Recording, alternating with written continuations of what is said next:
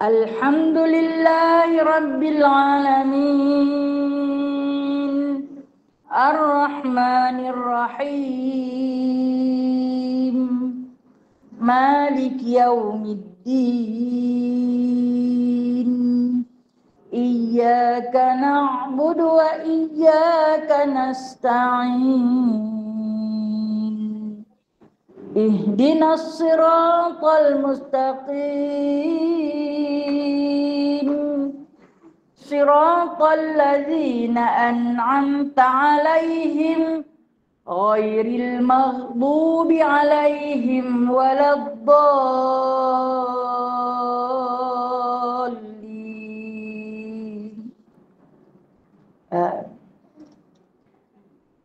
A'udzu billahi minasy syaithanir rajim.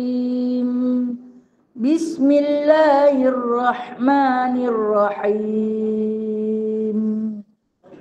Alhamdulillahilladzi anzala 'ala 'abdihil kitaba wa lam yaj'al lahu 'iwaja qayyiman liyundhira ba'san shadidan min ladunhu wa yubashshiral mu'minina alladzina ya'maluna as-salihati anna lahum ajran hasana makithina fihi abada wa yunzira alladzina qalu ittakhadha Allahu walada ma lahum bihi min ilmin wala li'abaihim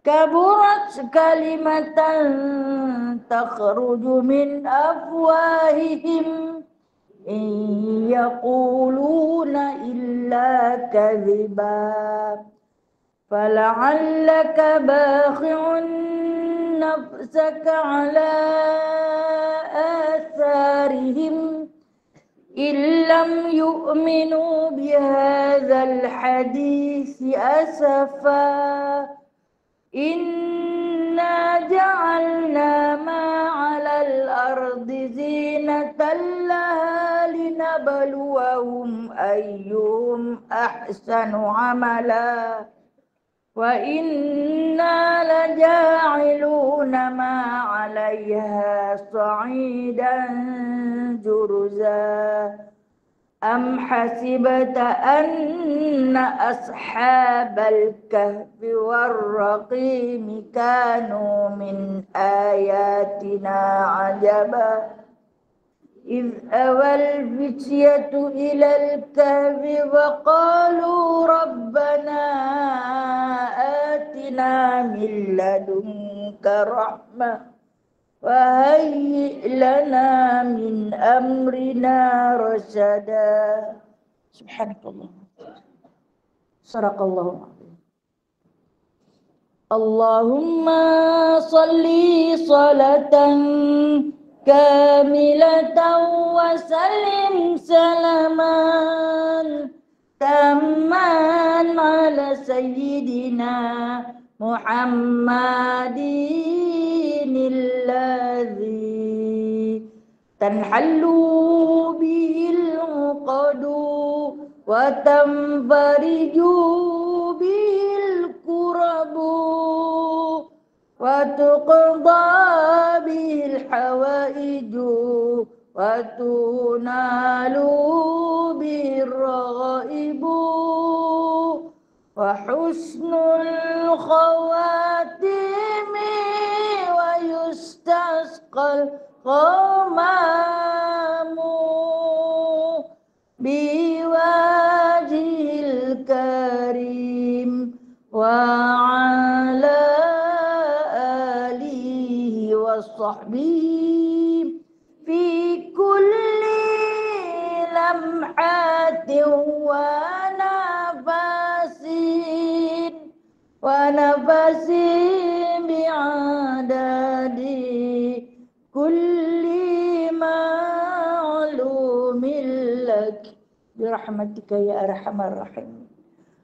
Allahumma salli wa sallim ala nuril anwar wa sirril asrar wa tiryaqil aghyar wa miftahi babil yasar Sayyidina wa maulana Muhammadinil Mukhtar wa alihil athhar wa ashabil akhyar adada ni'amillahi wa ifdalih Allahumma salli wa sallim ala Sayyidina Muhammad Al-Fatihi lima ughliqa wal khatim Allahumma salli wa sallim ala Sayyidina Muhammad Al-Fatihi lima ughliqa wal khatim lima sabaqa nasiril haqqi bil haqqi wal hadi lima sabaqa nasiril haqqi بالحق والهادي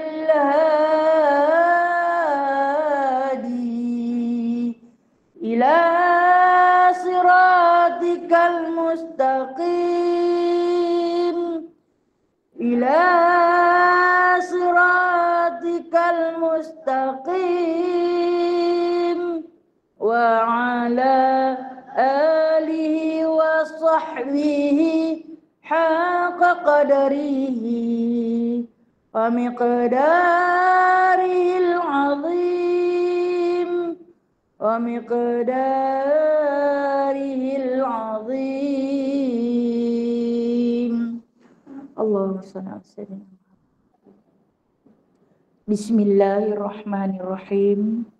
Rabbi shrah li sadri wa yassir li amri wahlul 'uqdatam min lisani yafqahu qawli. Allahumma shalli ala sayidina Muhammad wa ala ali sayidina Muhammad. Rabbi yassir wa la tu'assir, Rabbi tamim bi khair ya karim. Subhanaka la ilma lana illa ma 'allamtana. Innaka antal alimul hakim. Innaka antas sami'ul alim. Innaka antat tawwabur rahim. Amma ba'du fa ya ibadallah. Alhamdulillah ya Allah. Alhamdulillah kita dapatkan sama-sama penuh syukur kehadrat Allah Ta'ala atas jemputan Allah pagi ini, dipanjangkan usia, diberikan kesempatan, diberikan peluang, dihantar kad jemputan untuk sama-sama kita hadir mengimarahkan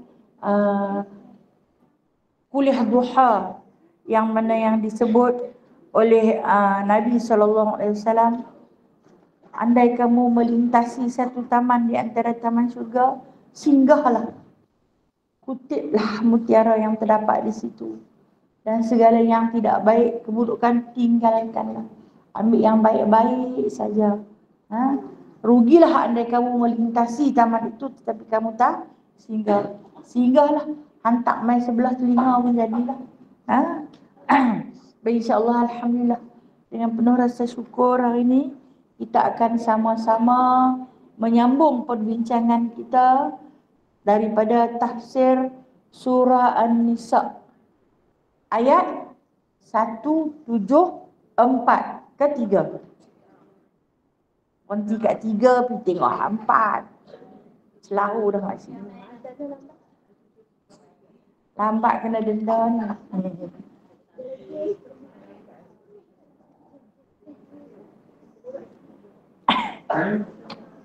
Okey.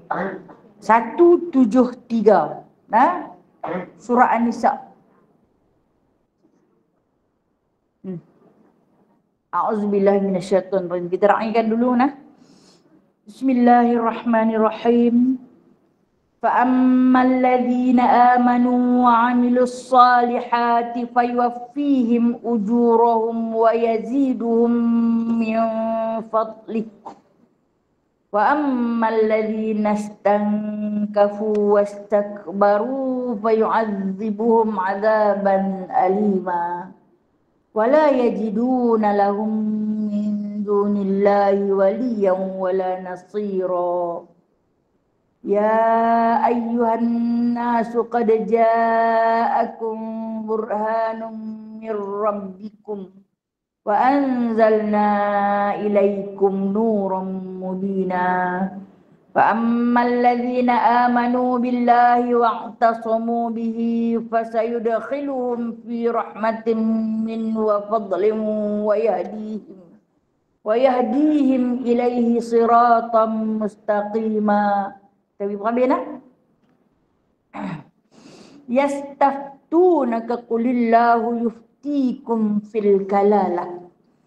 Ini imru'un halaka laysa lahu waladun wa lahu ukhtun falaha nisfu ma tarak wa huwa yarithuha illam yakul laha walad. Fa in kanat tasnatayn falahuma as-sulutsa mimma tarak. Wa in kanu ikhwatar rijalan wa nisaa falidzakari mislu hazzil unthayayn yubayyinullahu lakum an tadillu wallahu bikulli syai'in alim. Sadaqallahul azim. Ayat yang terakhir cerita pasal harta pusaka. Kita ceritalah, kita kan banyak harta. Ismet ulam raja, saya bangga. Bismillahirrahmanirrahim. Dengan nama Allah yang amat pemurah lagi amat mengasihani. Firman Allah pada ayat 173. Yang mana Allah sebut fa'ammal ladzina amanu. Yang ayat atas Allah Ta'ala panggil ahli kitab. Saya cerita dah minggu lepas. Perangai ahli kitab yang Allah Ta'ala marah pasal apa? Melampau dalam beragama. Kalau Allah Ta'ala kata, hampa jangan melampau sangat. Hampa baca kitab. Hampa menghafaz. Hampa kenal kitab. Ahli kitab ni disebut Taurat, Injil dan Zabur. Itu semua ada dalam kepala otak mereka. Allah Ta'ala turunkan kitab Taurat di dalam bahasa Ibrani. Allah Ta'ala turun kitab Zabur di dalam bahasa Qibti. Allah Ta'ala turunkan kitab Taurat dalam kitab Injil dalam bahasa Syriani. 3 bahasa. Saya ulang balik. Allah Ta'ala turunkan Zabur dalam bahasa Qibti. Allah Ta'ala turunkan kitab Taurat dalam bahasa Ibrani. Allah Ta'ala turunkan kitab Injil dalam bahasa Syriani. Allah Ta'ala turunkan kitab Al-Quran dalam bahasa Arab. Kenapa? Allah Ta'ala telah pun meletakkan bahasa Arab ialah bahasa syurga. Kita belajar bahasa Arab. No? Belajar bertahun-tahun pun tak dapat nak kuasai perhabis ke semua kan. Manusia paling fasih dalam bahasa Arab ialah Rasulullah sallallahu alaihi wasallam. Dia kan Arab ni dia terlampau kaya dengan bahasa. Hak kita hak miskin kepala otak ni lambat sikit lah dapat. Kalau hak yang orang pergi duduk di Arab lama-lama pun dia pun tak boleh kuasai semua lah. Dia pun kuasai Arab Ami, Arab Pasar. Tapi kalau Arab ni hak betul-betul yang macam ada dalam Al-Quran ni hanya Rasulullah sallallahu alaihi wasallam saja yang boleh. Sebab dia mengandungi aslub balaghah yang paling tinggi. Dia kalau nak belajar bahasa Arab, alat dia ada alat. Alat dia yang paling utama nahwu, yang kedua sorof, yang ketiga adab nusuk, yang keempat mantik, kemudian balaghah. 5 alat ni yang pada kemahlah bahasa Arab. Oh yang ni. Saya sampai keluar ngaji pondok, mantik tak boleh. Mantik tu ilmu pertuturan tak boleh. Nah, sebab tu kalau nak ajak orang memang tak hati. Sendiri-sendiri pun tak hati, tak apa nak ajak orang. Kan lingkup panah. Tak apa, alhamdulillah boleh sikit-sikit lah. Sikit-sikit, tekat-tekat nak tafsir, tengok Quran, tafsir sendiri tak reti, subhanallah. Kurangnya kita ni dari segi ilmu. Dan insya-Allah Allah Ta'ala mengajak kita bersama-sama membincangkan tentang ilmu dia, ilmu Allah yang maha luas ini. Ayat ni, ayat 173 ni Allah Ta'ala panggil kita. Wahai orang-orang yang beriman, dia panggil kita. Kenapa? Dia khususkan untuk orang Islam saja yang ni. Kalau hak yang awal disebut ahli kitab. Yang mana yang mengapai kitab Taurat, Injil dan Zabur. Hampa tahu, hampa boleh hafal, hampa faham isi kandungan. Lepas tu hampa pemohong. Hampa tukar. Wafat Nabi tu kan contoh. Nabi Allah Daud diturunkan kitab Zabur.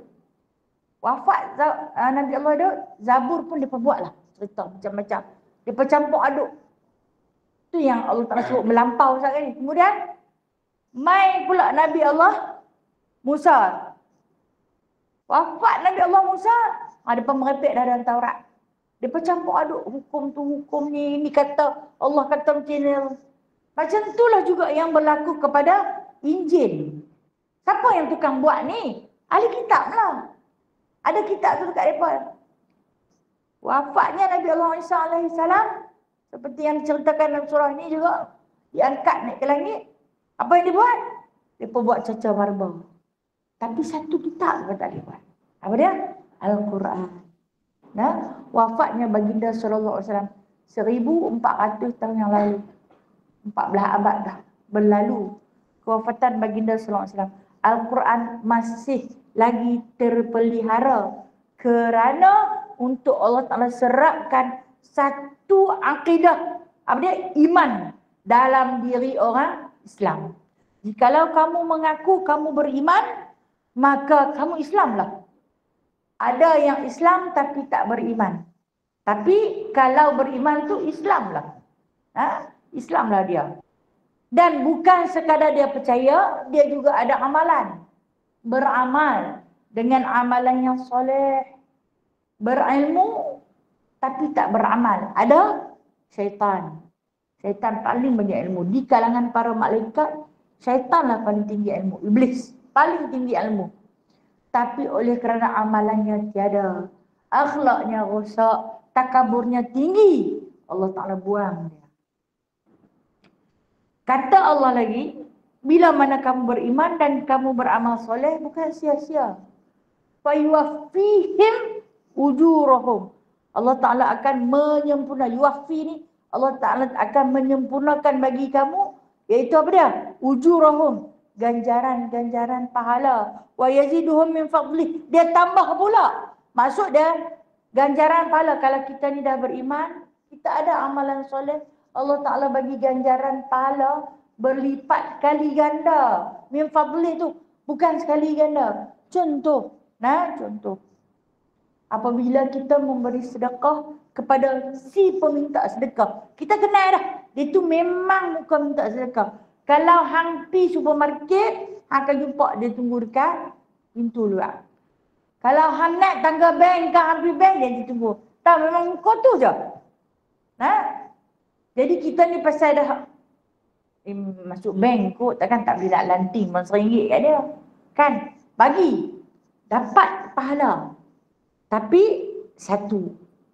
Pasal kerja dia memang minta, tak sedekah. Dapat pahala satu. Itu amal soleh yang kita buat. Bagi bila kita lintas, dia nanti minta. Kadang habak tak makan. Lah mana ada orang Malaysia tak makan lagi. Mungkin ada. Maaf cakap. Dan kemudian, kita jumpa seseorang yang tak meminta. Dia tidak meminta. Tapi dia berniaga dengan sekadar kemampuan dia. Okey, dia berniaga apa? Dia kutip pucuk kangkung di dalam parit. Dia kutip bunga keloyok Tahu orang keroyok? Ada yang tak tahu. Paku rawan, kan? Paku rawan tu dulu bagi pakai itik ya. Saya ingat terjun pakai main cincang-cincang pakai itik. Lo ni laku pakai hang hoi, mahal ke main. Dulu pucuk-pucuk paku tu berselerak dah. Lo ni halus. Besar jambul saya je RM3 pucuk paku di Pulau Pinang mahal. Main masuk. Tapi dia buat juga kerja dia kutip, apa ada. Okey, kita beli kat dia kan dan ikat yang getah. Kita tahu orang dia orang susah dengan baju dia, kita tahu. Pelebih situ. Dapat pahala, itu amalan soleh bagi. Dan di situ ada 10 pahala. Dia tak mau minta. Dia tak minta. Kita dapat 10 pahala. Kemudian kita memberi juga, tapi kita tahu kita ada adik-beradik kita. Mungkin kakak kita ke, adik kita ke, anak-anak belakang kita yang susah. Di kalangan kaum kerabat kita yang susah. Kita bagi dekat dia. Dapat pahala amal soleh tu 20 kali ganda. Itu yang dikatakan Allah Ta'ala bagi. Ujurahum ni, ini pahala, ganjaran kepada kamu mengikut amal yang kamu lakukan dengan kelebihan masing-masing. Sedekah ni bahkan boleh pergi sampai 600 hingga 700 kali ganda. Seperti Allah Ta'ala cerita dalam Al-Quran, orang yang telah pun membelanjakan hartanya di jalan Allah, perumpamaan dia seperti pohon padi, pohon gandum yang tumbuhnya ada 7 tangkai. Belanja satu, tapi perumpamaan kata Allah ada sab'a sanabil, ada 7 tangkai. Di setiap tangkai itu ada 100 darab dengan 700 kali ganda. Jika kamu membelanjakan harta di jalan Allah. Contoh, orang buat masjid, orang buat surau, orang buat tempat-tempat ibadah, orang buat mahat tahfiz. Kita tumpang belanja kita. Pernah dipesan oleh seorang sahabat yang bernama Abu Hurairah. Aku mendengar Nabi SAW kata, binalah tempat ibadat untuk kamu sembah Allah. Walaupun hasil pelaburan kamu sebesar sarang burung. Alah, bagi pun RM3. Buat sarang burung pun tak lepas. Kita suruh kita buat sarang burung. Tak boleh. Tak boleh. Burung buat dengan paruh. Kan? Dia angkut selai. Kita nanti ambil jerami besar tu metok pun takkan jadi. Macam dia buat. Simbolik kata-kata Rasulullah kepada Abu Hurairah ni. Takat mana ada hang bagilah. Sebab pahala besar sangat. 700 kali ganda. Tu kata mengikut amal soleh yang kita buat pada orang-orang yang macam mana. Macam baru ni. Depa viral tengok si peminta sedekah tu. Kan depa kan bila dah dapat duit depa fikir depa ambil gambar daripada atas, dia duduk di bawah, dia tak sedap. Dia buka satu karung beg plastik hitam ni, dia kira ni ada uang 3-4 ribu. Bahkan masa dia kena tangkap tu, dia pertanyaan dia kata, dia boleh dapat sehari 9 ribu boleh dapat. Berbanding dengan hak orang punya kerja teruk daripada malam sampai ke pagi berdiri, tambah hak yang duk pergi kerja kilang tu kesian. Dia berdiri semalam-malaman, tidur sambil berdiri kan. Nak dapat bukan mudah. Ni senang-senang je. Orang tu kalau kita bagi dapat, jangan kesian tengok. Pula tu kita kalau masuk pasar-pasar kita pun beli. Belen-belen tu boh bila dia. Kesian, dia duduklah hayun kolej dengan mangkuk terang. Lepas dia bubuh lah hak yang siling tu dapat kat kita, tapi dapat satu. Kerja dia meminta. Berbanding yang berusaha tapi tak meminta. Berbanding hak kaum kerabat kita. Tu mengikut tingkatan pahala tu Allah Taala kata, aku bagi, ada yang aku bagi lebih lagi. Ada lebih. Dan paling tertinggi yang 700 kali ganda. 700 kali ganda. Wa ammal ladzina stankafu wastakbaru, dan adapun mereka yang merasa malu dan sombong diri, yang merasa malu nak mengaku diri sebagai hamba Allah. Kerana apa? Kerana rasa takabur. Paling hina manusia itu apabila dia merasa diri dia lebih daripada orang. Itulah paling hina. Aku tak ada mereka pun tak apa. Aku seorang pun cukup. Mereka tu ramai saja bukan tahu apa. Kalau aku tak masuk campur, tak jadi aja. Inilah takabur yang paling Allah Ta'ala marah. Ia akan memakan amal soleh kita seperti api makan kayu. Habis tinggal abu. Apa yang aku miliki hari ini adalah hasil usaha aku sendiri. Hasil titik peluh aku sendiri. Pasal apa nak kena berkongsi dengan orang? Takabur. Takabur. Hang lupa rupa-rupanya. Hang sebenarnya fakir. Fakir miskin, tak ada apa. Allah tu kaya.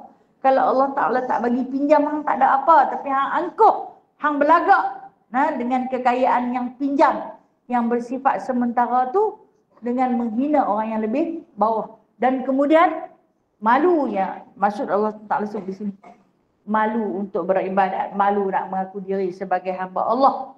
Sebab rasa segala-galanya usaha, hasil usaha dia, kejayaan dia hari ini adalah daripada titik peluh dia sendiri, kerja kerah dia sendiri. Orang ni muka tak pernah.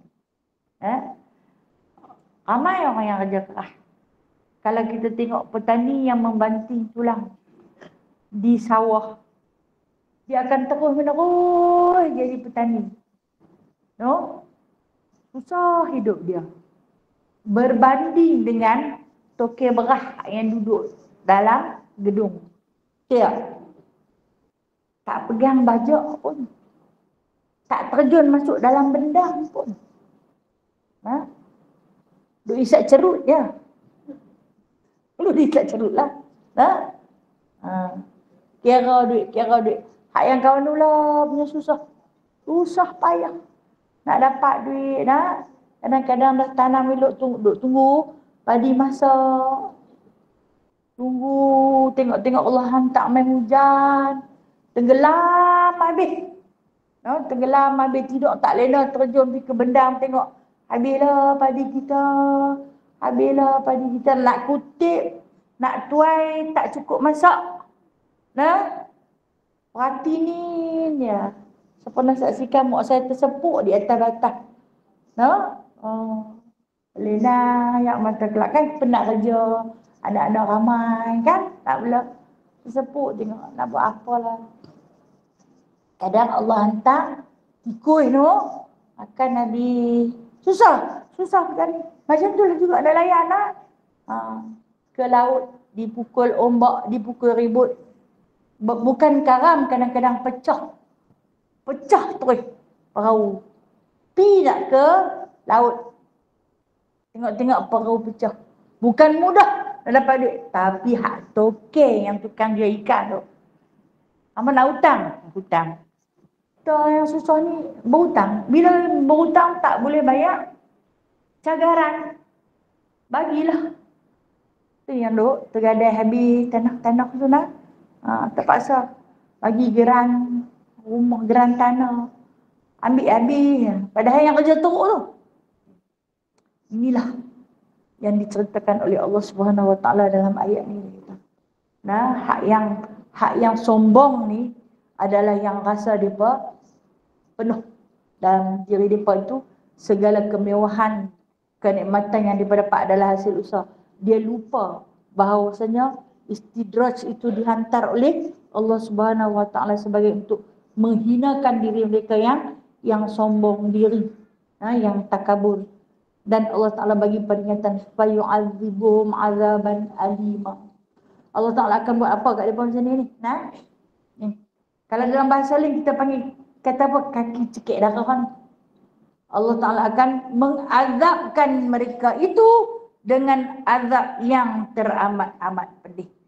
Azab yang teramat pedih ini tidak adalah selain daripada azab neraka. Azab yang tertinggi yang akan Allah Ta'ala bagi. وَلَا يَجِدُونَ لَهُمْ مِنْ دُونِ اللَّهِ وَلِيًّا وَلَا نَصِيرًا.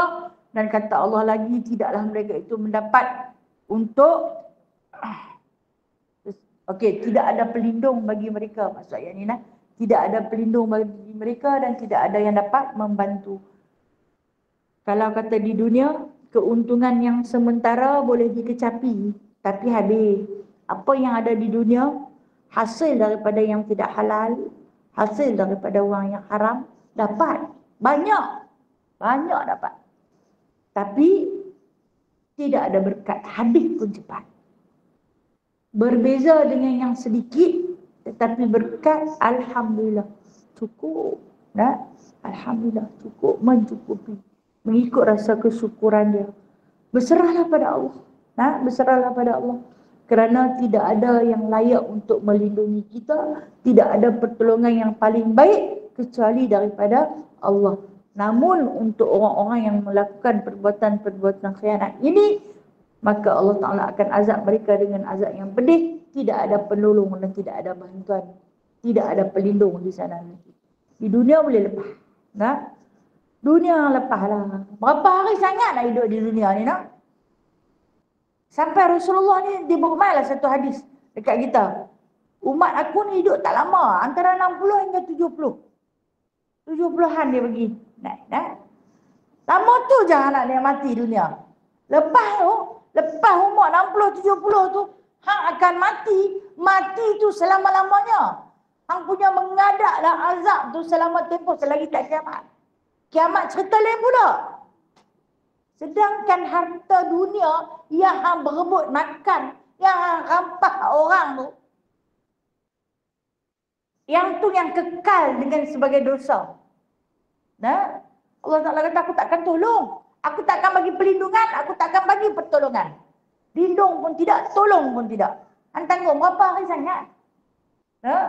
Sebab tu, bila orang yang tawakal dia tinggi, dia akan kata macam ni. Tak apalah. Tu habuan dia di dunia. Berapa lama sangat. Mati habis. Yang dia tinggalkan adalah dosa. Yang tu yang akan dia bawa kekal. Perhitungan tu akan disebut, akan terus disebut. Kita nak lari daripada malu pada masyarakat dunia.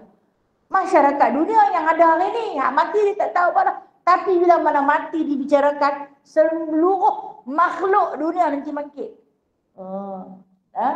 Nanti bangkit. Pakat-pakat tengok, hang nak malu hari ni ke? Hang nak malu kemudian sana. Kata Allah, aku tak tolong. Dan aku takkan bagi apa-apa perlindungan.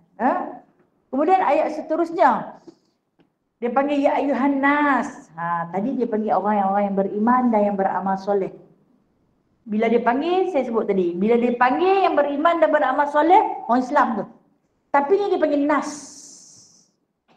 Bila disebut ayuhan nas, ayat ini dia panggil umum. Semua manusia, termasuk yang Islam dan yang bukan Islam. Yang Muslim dan yang kafir. Selagi hang nama manusia, maka itulah hang. Makna ayat ini bersifat umum. Seruan Allah Ta'ala yang bersifat umum. Apa dia nak abang? Qad ja'akum burhanum min rabbikum. Sesungguhnya telah datang kepada kamu keterangan. Burhan ni nak ikut maksud dia tanda. Satu tanda. Tak, kat orang Melayu dia pun nama orang burhan. Mungkin dia jumpa dalam Al-Quran. Sedap burhan ni pun nama orang. Burhan ni maksud dia tanda. Dalil.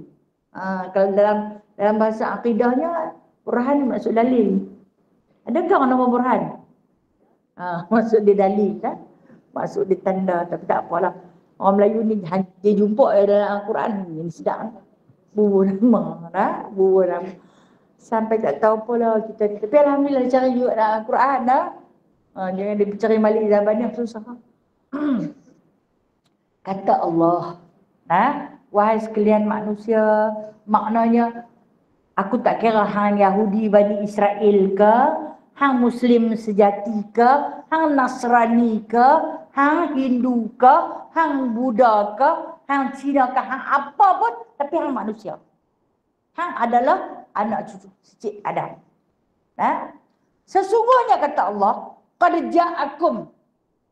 Qad ja'akum. Sesungguhnya telah datang kepada kamu burhanun, satu tanda, satu bukti, satu dalil. Apa dia? Mir rabbikum, daripada Tuhanmu. Apa yang didatangkan daripada Tuhanmu? Wa anzalna ilaikum nuran mubina, dan telah kami turunkan kepada kamu cahaya yang nyata. Allah Ta'ala nak cerita dekat kita, wahai manusia sekalian, manusia ni sesungguhnya telah datang kepada kamu satu tanda. Apa dimaksudkan dengan tanda di sini? Iaitu Al-Quran, satu dalil, satu bukti. Okey, saya ulang balik perkataan saya awal-awal tadi. Nabi Allah Musa ada Taurat. Wafat baginda, Taurat telah pun diubah. Nabi Allah Daud ada Zabur. Wafat baginda, Zabur diubah. Nabi Allah Isa ada Injil. Wafat baginda, Injil juga diubah.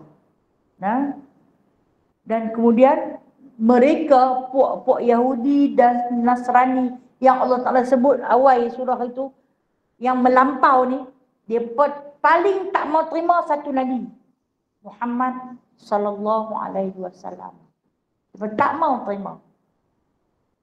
Bila dia tak mau terima dia kata dia termai daripada suku cakat mana, keturunan mana. Okey, kalau tak tanya, Yahudi dan Nasrani satu keturunan lah, daripada keturunan Bani Israel. Pecah jadi dari Yahudi dan jadi Nasrani. Saya cerita banyak lah. Dan surah Nisa orang banyak cerita pasal mereka kan. Mereka lawan bergeling, yang kata aku kapiak, aku tahan kapiak. Kapiak ketemu. Bila mereka tak terima Rasulullah, Allah Ta'ala butuhkan ayat ni. Panggil semua manusia kan.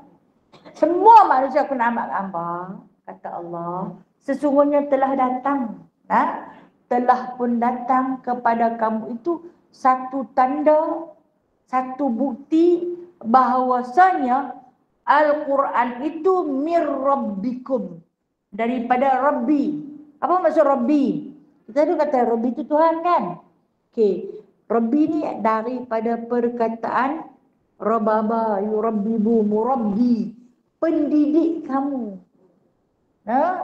Pendidik Rabbi. Kita baca Alhamdulillahirabbil alamin. Maha suci Allah, Tuhan yang mendidik, mentadbir. Mesti dengar murabbi. Tarbiyah mana dengar? Tarbiyah, murabbi, rabbi itu semua satu perkataan. Mengikut isim fa'il, isim maf'ul, isim mausul. Dia adalah nama-nama dia. Tapi dia nak abang, Al-Quran tu bila dia dibawa datang kepada kamu, burhan tu Al-Quran. Tanda kerasulan Nabi SAW adanya Al-Quran. Dibawa datang Al-Quran tu bukan daripada dia. Allah Ta'ala abang, mir rabbikum, daripada pendidik kamu. Allah yang membawa datang Al-Quran. Wa anzalna ilaikum, dan kami bawa turun. Kami yang bawa turun dia main. Sebagai apa? Nuran mubina. Sebagai cahaya yang nyata ataupun cahaya yang terang. Orang yang tak ada hidayah dalam gelap, perumpamaan dia orang duduk dalam gelap. Kegelapan jahiliah yang bersarang di dada dia ni, kalaulah dia tak belajar, dia nak reti tak? Dia tak reti, dia akan terus gelap. Lebih gelap, lebih gelap. Tapi bila orang ada hidayah dalam diri dia, contoh dia ada Al-Quran. Segelap mana pun dalam hidup dia, dia ada Al-Quran dalam diri dia. Ada cahaya. Nuran mubina. Tak faham, tapi dia boleh mengaji. Dia pun tak cerdik sangat. Keluarga dia pun keluarga jahil, tapi dia pun pandai mengaji. Ada cahaya. Nuran mubina. Okey, kita tengok Nabi Allah Yunus alaihissalam. Terkenal dalam sirah Nabi Allah Yunus alaihissalam, dia ditelan, betul tak? Dalam perut ikan nun. Dia mengharungi kegelapan yang amat sangat. 3 jenis kegelapan, 3 lapis kegelapan. Kegelapan pertama masuk dalam perut ikan. Ada tingkap ke perut ikan tu? Ada ke tingkap? Tak ada. Tak ada tingkap. Kalau dia ada lubang nak sebuah ayam tu, dia tutup lubang tu. Kalau dia tak tutup, masuk ayam. Biji mata dia kok tingkap dah. Gelap tak? Gelap yang teramat sangat. Itu kegelapan pertama yang Nabi Allah Yunus harungi. Kegelapan yang kedua, dia berenang ikan tu masuk dalam dasar lautan. Dasar laut ni lagi dalam, lagi gelap. Lagi dalam, lagi gelap. Lagi dalam, lagi gelap. Kegelapan yang kedua. Kegelapan yang ketiga, malam. Kan malam tu ribut terus. Dengan langit gelap, hitam pekat. Terjun masuk dalam perut ikan. Ikan terjun masuk dalam dasar. Berapa kali? Berapa lapis kegelapan? 3 lapis kegelapan. Dia duduk. Namun ada nuran mubina. Apa dia? La ilaha illa anta subhanaka inni kuntu minal zalimin. Tak ada siapa pun dia hantar makan kat dia dalam. Tak ada siapa hantar. Tapi adanya nuran mubina. Terus berzikir. Kata Allah Subhanahu wa taala dalam Al-Quran, Allah cerita kepada Rasulullah, kalau bukan kerana zikir tersebut, nescaya berkuburlah Yunus di dalam perut ikan itu sampai kiamat. Sampai kiamat dia duduk dalam tu. Tapi oleh kerana zikir dia, zikir tu ada dalam Al-Quran kan? Oleh kerana zikir tersebut yang hadir waktu dia dalam 3 lapis kegelapan. Kata Al-Quran tu cahaya. Dia tak susah hati. Terus dia kata dia zalim mengaku ke Allah. Tidak ada Tuhan melainkan Engkau. Sesungguhnya aku yang zalim. Sebab tu kita apabila ditimpa satu-satu musibah, jangan marah pada Allah. Cari kesilapan diri. Kenapa Allah bagi dekat aku? Ada sebab dosaku terlalu banyak. Allah sedang menghisap. Kenapa Allah pilih aku? Sebab Allah sayang dekat aku. Dan Allah tahu aku kuat, boleh menerima. Sentiasa terus bersangka baik. Kalau kita tengok Ashabul Kahfi yang tidur dalam gua 309 tahun. Kan dia lari daripada Raja Zalim. Kan cerita dalam surah Kahfi. Dia lari daripada Raja Zalim.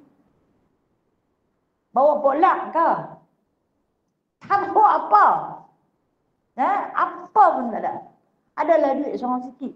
Sebab dia membangkit lepas 309 tahun tu ada duit kan. Lepas lari masuk dalam gua dengan apa pun tak ada nak makan. Tak ada nak susah hati.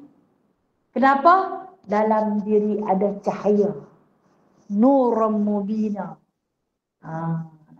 Kalau dalam diri ada cahaya, ada petunjuk, ada hidayah daripada Allah. Hang sesat je macam mana pun, dia takkan melarat.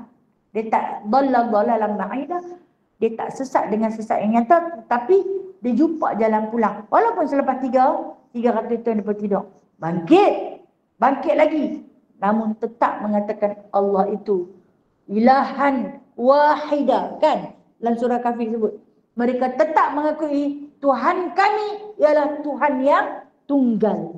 Yani Allah. Itu kata Al-Quran diturunkan sebagai pembimbing, sebagai tanda kerasulan, maka didatangkan kepada kamu itu dia hanya membawa cahaya. Cahaya atas cahaya. Dah ada dah. Contoh kita bagi kita. Tak faham baca Al-Quran memang tak faham. No? Tapi nak baca juga. Kalau sehari tak baca Quran dia sebut itu. Aku orang tak baca lagi Al-Quran. Baca buat apa? Hang kerti pun. Kerti pun nak baca juga. Hang bukan faham pun, tak faham pun nak baca juga. Hang tak malu kalau tua-tua duk pergi belajar mengaji. Malu mula je. Semula je. Lepas tu rasa tak malu dah, rasa tak apalah. Kalau nak pukul pun pukul lah. Memang patut pukul. Kalau orang pukul marah tak? Rajuk lah no. Lo ni hebat lah ni Lo ni daripada tak reti beli reti saja. Kan? Kita tengok Macam-macam sistem dia ajak mengaji Quran lah. Hak yang budak-budak tak reti baca tu sat saja boleh baca. Kita dulu jenuh nak dapat kan dulu mengaji tak ada sistem. Sistem mengaji dulu sistem apa? Mengapai. Tidak. Tok guru dulu panggil apa? Menerah kan. Duduk-duduk tu hang kena baca daripada Fatihah sampai kat tempat hang. Sat lagi dia nanti ingat. Apa bersembang no? Menerah. Baca pula.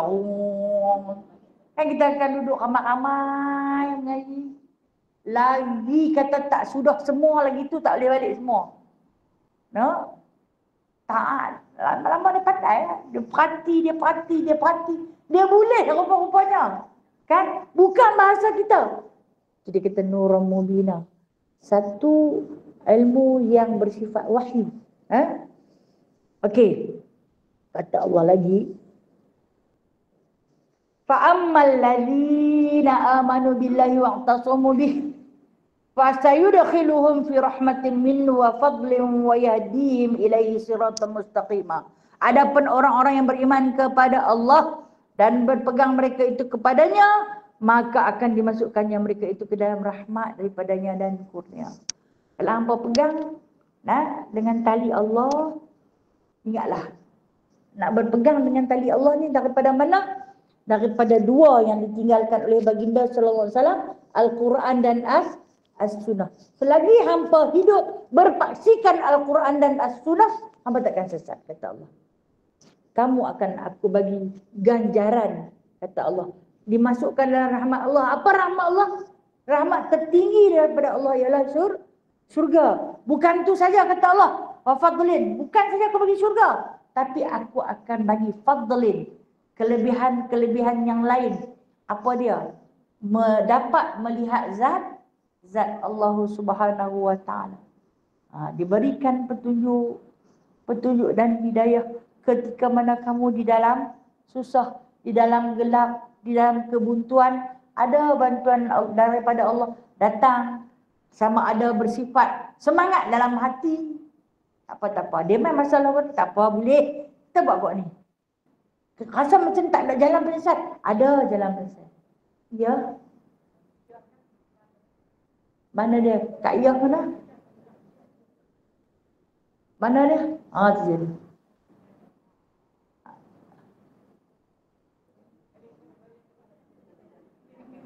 Ambil beg, dia suruh balik. Okey.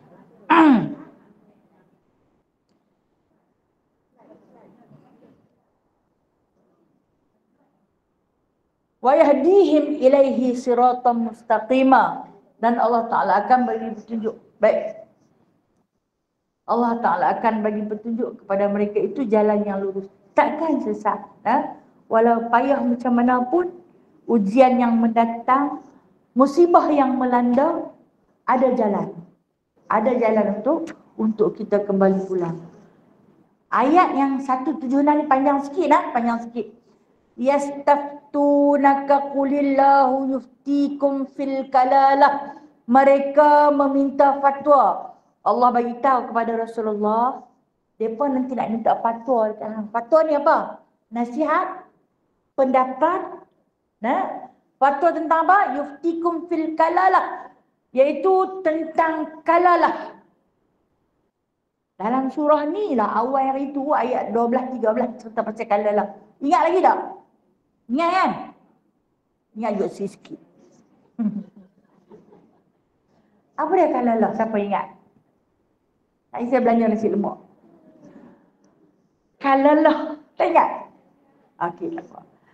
Kan kemarin saya ajak, saya kata, kalau guru bertanya, maaf bila saya sebut saya guru kalau guru bertanya bukan dia nak uji hampa cerdik ke hampa bodoh, tapi dia nak ajak kita sama-sama ingat. Nak tarik perhatian, suruh kita sama-sama ingat. Kalalah ni apa? Baik, ingat sampai mati. Nak mati tak apa hari lagi dah. Kalalah ni orang yang tidak ada zuriat. Orang yang tak berkahwin dan tak beranak pinak. Tapi ada harta. Ingat kan? Ingatlah juga sikit-sikit kot. Tak apa. Tulis pi lah. Esok ni dia gelap pula. Nah, orang yang tidak berkahwin dan tidak mempunyai anak. Kalau dia kahwin pun, tapi dia tak ada anak. Maksud dia tak ada waris. Dia tak ada waris. Ini mru'un halaka laysa lahu walad, dia kata. Dia kata Allah Subhanahu wa taala bila orang tanya ni pasal kalalah, bagi fatwalah kata Allah, jika seseorang itu meninggal tidak ada baginya anak. Contoh, saya bubuh. Seorang lelaki, dia mati. Dia tak ada anak. Anak lelaki tak ada, anak perempuan tak ada, tak ada anak. Ayah tak ada, mak pun tak ada. Ayah tak ada, mak. Okey, sebelum tu kita kena faham. Kita ni, dalam pembahagian harta pusaka, kita ada 3 golongan yang layak menerima. Golongan pertama dipanggil golongan usul.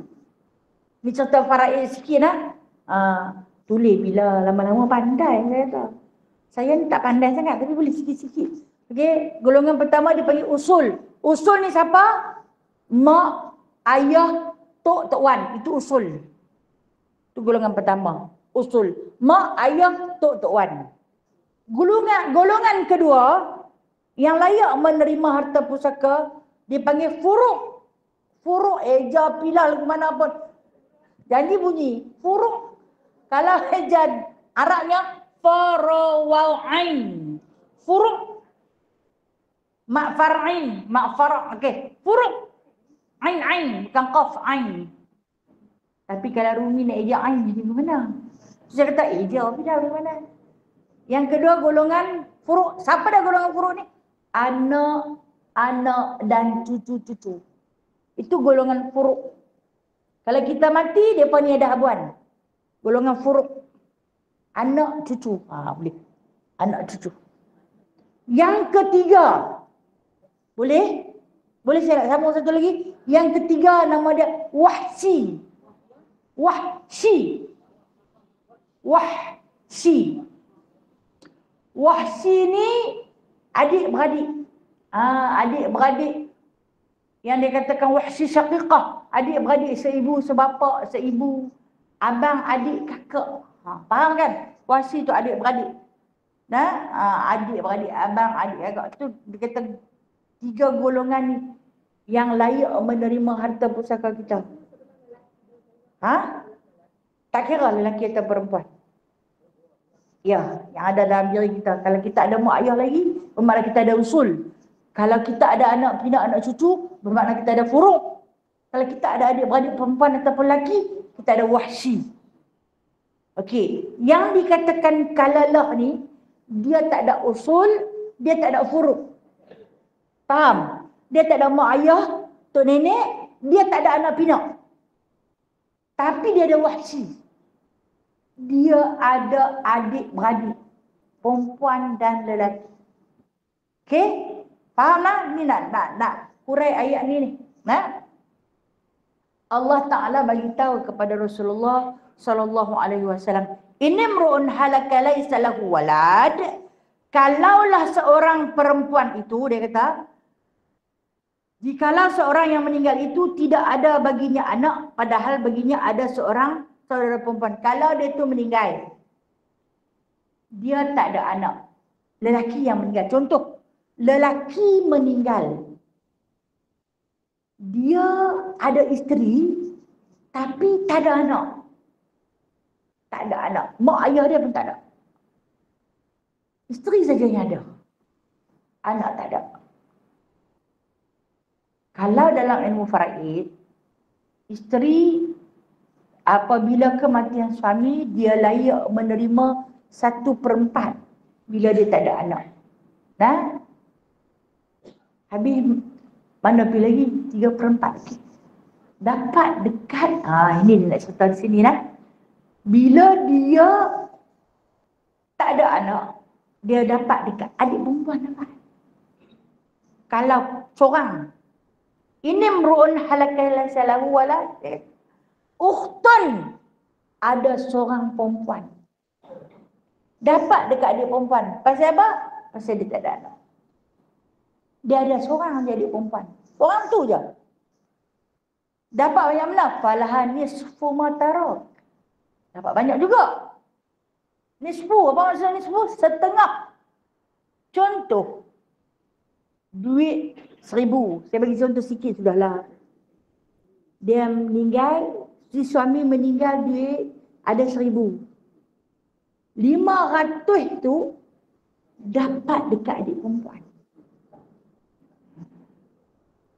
Nah, sebab tu disebut walahu ukhtun, dia ada seorang adik perempuan. Nah, walaha nisfu ma tarak. Kata Allah, dapat 1/2 kat adik perempuan. Balance 1/2 lagi kalau ada isteri. Dapat dekat isteri. Nah, wa huwa yarithuha illam yakul laha walad. Dia kata padahal baginya ada seorang saudara perempuan, maka untuk dia separuh daripada apa yang dia tinggalkan, dan dialah yang mewarisinya saudara perempuan tu. Dia kata kalaulah kata tak ada siapa, dia ada seorang tu je, seronok kawan tu, setengah dapat ke dia. Fa in kana tasnatain, tapi kata Allah dia ada 2 orang adik perempuan. Kana tasnatain, ni kata bahasa Arab tu. Dia sebut kana tasnatain ni kalau dia ada 2 orang adik perempuan. Falahu masulusani mimma tarak. Bagi kedua-duanya tu 2/3 share. Tak boleh dapat 1/2 dah. Daripada 2 beradik. Nah, dia tak ada anak, dapatlah kat 2 beradik tu 2/3. Wa in kanu ikhwatan, pula tu dia ada seorang adik lelaki pula dah. 2 perempuan, 1 lelaki. Ikhwatan rijalan wa nisaa. Dia ada lelaki, ada perempuan. Falidhakari mislu hadzil unsayain. Kata Allah Subhanahu wa taala, yang tu kalaulah kata contoh saya bagi. Ada seorang adik lelaki, ada 2 adik perempuan. Duit ada 1,000. 500 bagi dekat adik lelaki. 250 share dekat 2 orang adik perempuan. Faham? Kan perempuan ni walid zakari mislu hadzil unsayain, kata Allah. Bagi perempuan itu separuh daripada milik lelaki. Kalau lelaki dapat 500, dia dapat 250. Ini tak adil.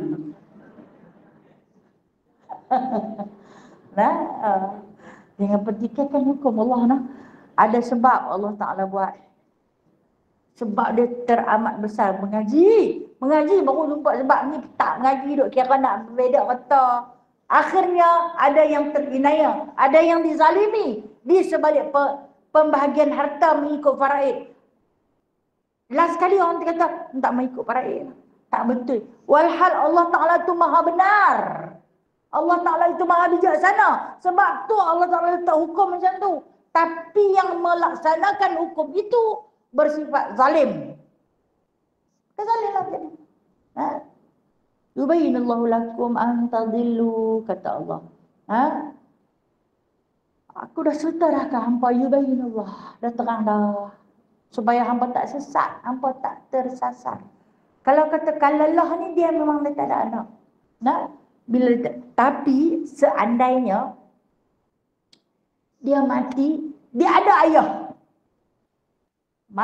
Masuk ayah dia tu, hak yang kenatas-natai ni, adik-adik perempuan ni, apa jadi tahu? Sukut. Gugur. Seduit tak dapat. Ada apa-apa. Tak ada. Ataupun si mati ni, dia ada seorang anak lelaki. Aku kaya. Pakcik kah, makcik kah, sekok tak berbau. Semua dapat kat dia. Kalau dia ada seorang anak lelaki, sukut habis ke semua-mua tu. Tapi kalau ada Tok Wan dapat juga. Nah, tu yang orang tua-tua suka kata anak lelaki ni waris kerah, kerah semua.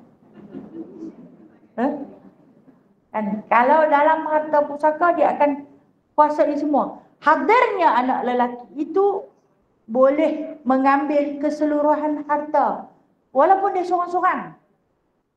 Kalau dia bagi tu alhamdulillah lah. Okey, dia dapat dengan penuh rasa ihsan. Dia kata dekat adik-adik perempuan dia, mai kita berbagi sama rata selepas difaraidkan. Dan dia kata, abang ni senang. Adik yang kecil ni lagi susah. Jadi mai kita bagi sama rata. Dengan persetujuan. Tapi selepas difaraid, okey? Itu dengan rela hati. Dia berinfak dekat adik-adik perempuan dia sebab dia dapat seorang sikit. Hampa susah lagi daripada dia dapat lebih. Dia bagi.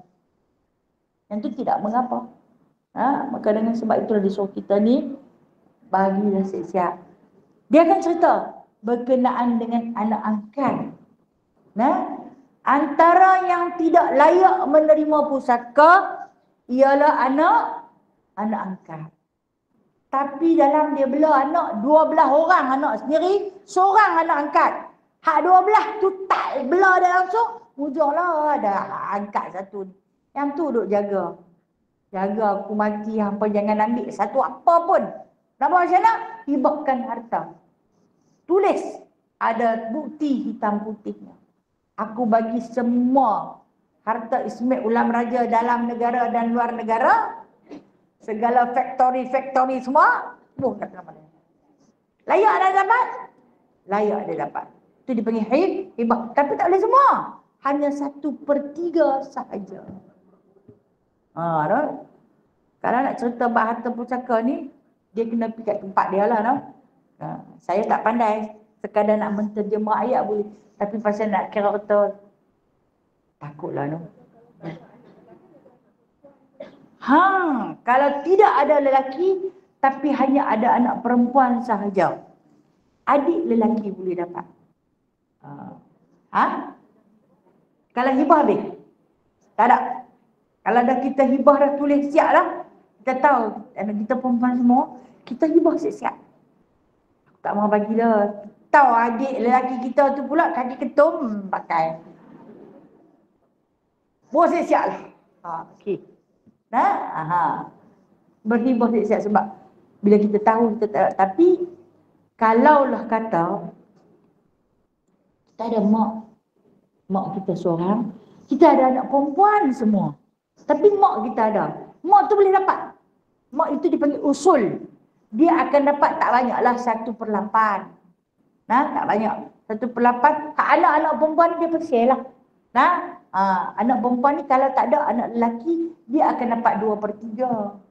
2/3 dia akan dapat. Lepas tu sebanyak harta pun tak boleh dapat kat mereka semua. Kok mana pun 1/3 kena hantar ke Baitul Mal. Sebenarnya yang dihantar ke Baitul Mal tu rugi dah. Hak ke Baitul Mal tu untuk si mati sebenarnya. Rahmat ni ilmu faraid. Tahu? Pasal apa? Kalau biar kat hamba peradi semua, hamba tak ingat nak wakaf apa pun kat dia. Maka di situ Allah Ta'ala hantar 1/3 bagi kat Baitul Mal. Baitul Mal ni dia akan buat kerja yang baik-baik saja untuk pahala si mati. Pihak yang tak kerti bahasa ni berbintang-bintang je bisik mata dia. Bila tahu kata, mak dia mati, aku tahu duit mak tang mana.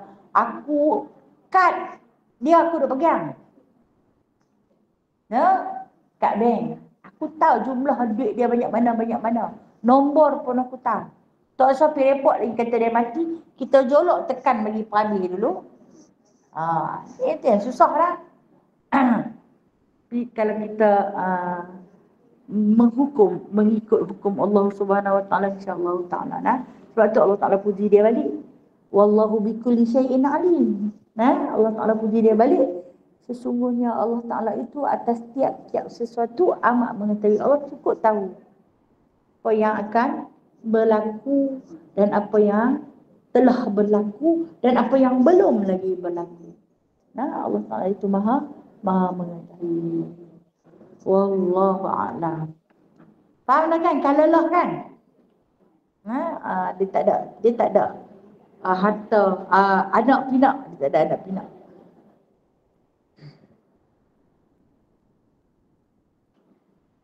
Ada nak tanya apa? Jangan tanya pasal harta, saya tak pandai nak bagi harta. Tapi kalau tanya hak yang dapat tu banyak orang dapat ni boleh. Harta saya tak pandai. Pergi pejabat agama depan tu bedak lah. Buatlah wasiat daripada dalam ni. Contoh kata macam ni. Seorang bapa meninggal dunia. Bapa ni kaki baca surah Abaq. Dulu lah ni orang tak baca surah Abaq. Dia nanti himpun surah Abaq, dia susun dia sampai ke sini.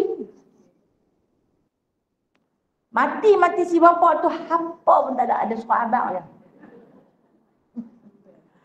Lepas tu berebutlah anak dia, tak ada apa nak berebut. Berebutlah surah Abaq tu. Dari surah Abaq Malaysia kan surat khabar lama. Berbeza lah. Mengikut hukum faraid. Beda tak pergi meca je rumah. Abang dapat 1/2 adik-adik perempuan tu asabah lah. Maksud asabah ni apa share lah. Balance abang ambil tu, antuk abang punya. Tidak pun pergi jual di kedai surat khabar lama tu, dia ambil berapa? Yang gedung surah abang tu, TV ceiling tu, paling banyak ambil 100. Tu mahal tak kira lah. Kan? Nombor berbeza lah, 4-5 beradik. Kok mana pun, kalau dapat 200, setengah tu abang punya. Setengah 200, 100. 100 abang punya. Adik-beradik perempuan ni ada 5, dapat 20. Adil tak? Ini tak adil. Nombor punya pasal lah. Wallahualam. InsyaAllah kita selesai sudah surah An-Nisa. InsyaAllah ta'ala. Nanti lepas tak di sini ya, minggu lagi sekali saya akan maklumkan surah apa surah apa yang termampu oleh saya. Saya bawa sekadar termampu, kalau tak mampu saya tak boleh bawa. Jadi saya sudah dulu pada pagi ini. Yang baik itu datangnya daripada Allah, yang lama dan kurang daripada diri saya sendiri. Dan esok insya-Allah kita ada di Masjid Batu Mahu Umar Abdul Aziz.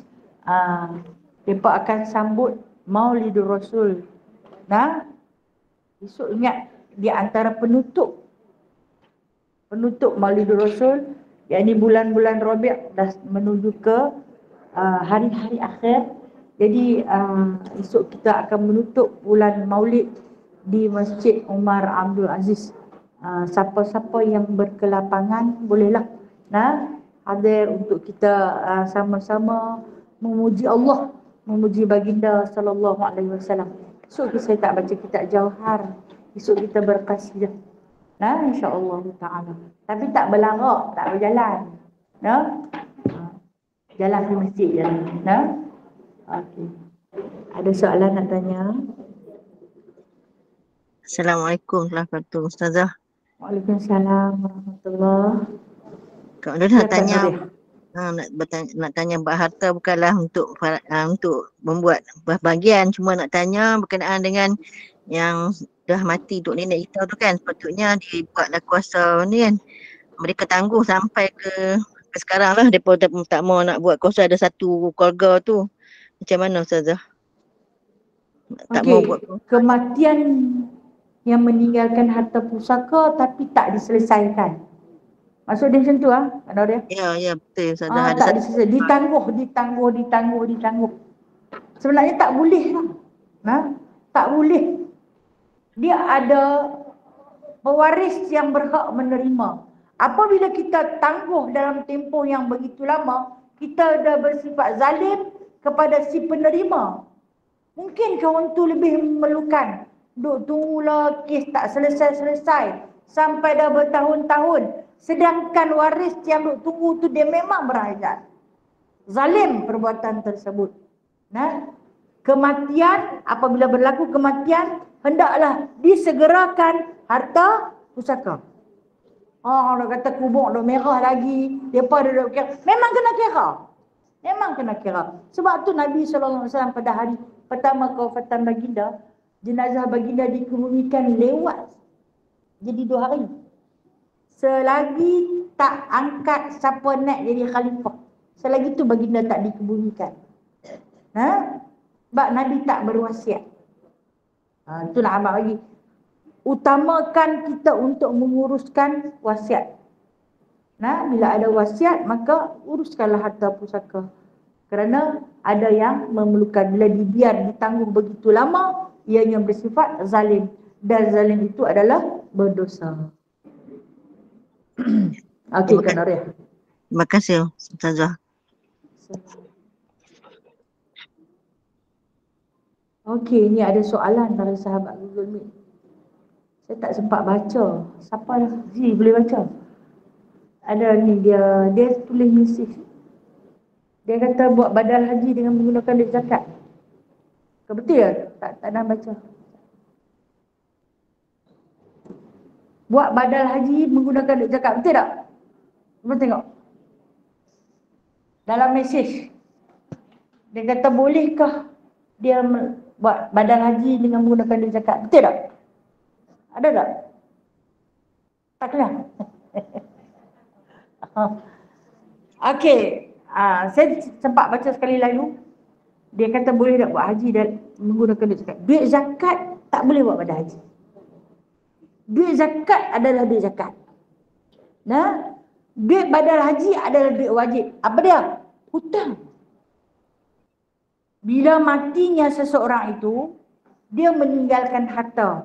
Harta yang wajib diuruskan. Yang paling awal, uruskan apa yang dia tak buat lagi yang wajib. Contoh, haji belum buat. Uruskan badal haji dia.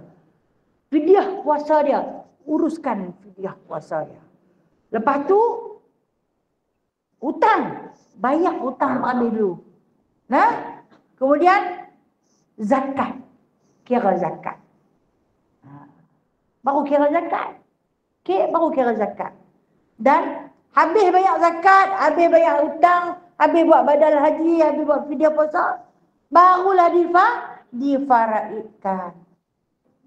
Badal haji adalah hutang kita dengan Allah, zakat hutang kita dengan fakir miskin. Jadi duit tersebut, duit zakat tak boleh dibuat badal haji. Wallahualam. Anda betul. Betul tak soalan tu? Jumpa? Tak timbul-timbul. Dia nak sak saja. Lepas tu saya buka tak ada. Kau saya tak? Tak ada? Okey. Ustazah, betul Ustazah. Betul kan? Ya. Terima kasih. Betul. Habis nak? Ada soalan lain? Kalau tak ada apa, saya sudah dulu lah. Saya mohon maaf di atas kekurangan diri saya. Yang baik itu datangnya daripada Allah Ta'ala. Yang lemah dan kurang adalah daripada diri saya sendiri. A'udzubillahi minasyaitonirrajim. Bismillahirrahmanirrahim. Alhamdulillahirabbil alamin. Hamdan katsira. Hamdan yuwafi ni'amahu wa yukafi'u majidah. Ya Rabbana lakal hamdu. Kama yanbaghi li jalali wajhikal karim wa 'azimi sultanik. Allahumma zidna 'ilman nafi'a wa fahman wasi'a wa rizqan halalan tayyiba wa 'amalan mutaqabbala wa taubatan nasuha wa tijaratan lan tabur. Allahumma arzuqna qabla al-mauti taubatan wa 'inda al-mauti syahadatan wa ba'da al-mauti jannatan wa na'ima ya arhamar rahimin.